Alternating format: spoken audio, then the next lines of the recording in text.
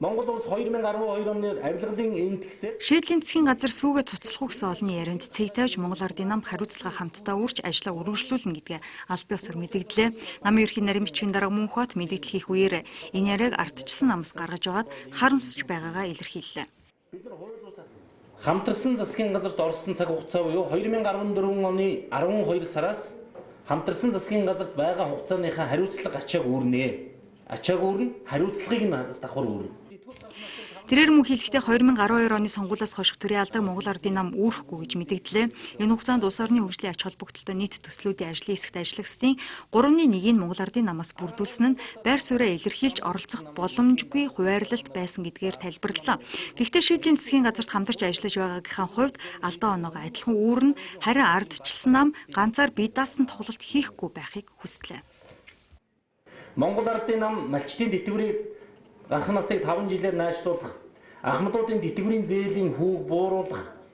За энэ одоо сонгуулийн шинэ хуультай холбоотой олон санал санаачлагуудыг гаргаж их хурлын хуулийн төсөл, их хурлын тогтоолын төслүүдийг улсын хурлын даргад өргөн барьсан. Одоо жил болж байгаа, 6 сар болж байгаа, 8 сар болж байгаа, 3 сар болж байгаа хуулийн төслүүд, тогтоолын төслүүд улсын хурлын дарга дээр буюу улсын хурлын дарга ардчилсан намын дарга дээр энэ зандаа хүүгийн энэ болдын өрөө хав дараастай байж байгаа. Хамтарсан засгийн газарт ажиллах гэрээний биелэлд хангалтгүй байгаа талаар ардчилсан намын улсын хурлдах бүлгийн дарга өгсөн мэдээллийг энэ үеэр тэд үгүйсгэсэн юм. Монгол Ардын нам ардчилсан намтай хамтарсан засгийн газарт орохдоо байгуулсан гэрээн дээр 7 сайд 6 сайд 7 дэд сайдтай байна л гэсэн заалт байгаа. Энэ бол олон заалтын нэг. Өөр энэс албан тушаал юм байхгүй. Энэ хоорондоо ойлголцтой хүртсэний дагуу Ардын нам 6 сайдаа, Монгол Ардын хувьсгалт нам эвсэл 2 сайдаа тавиал ингэж явж байгаа.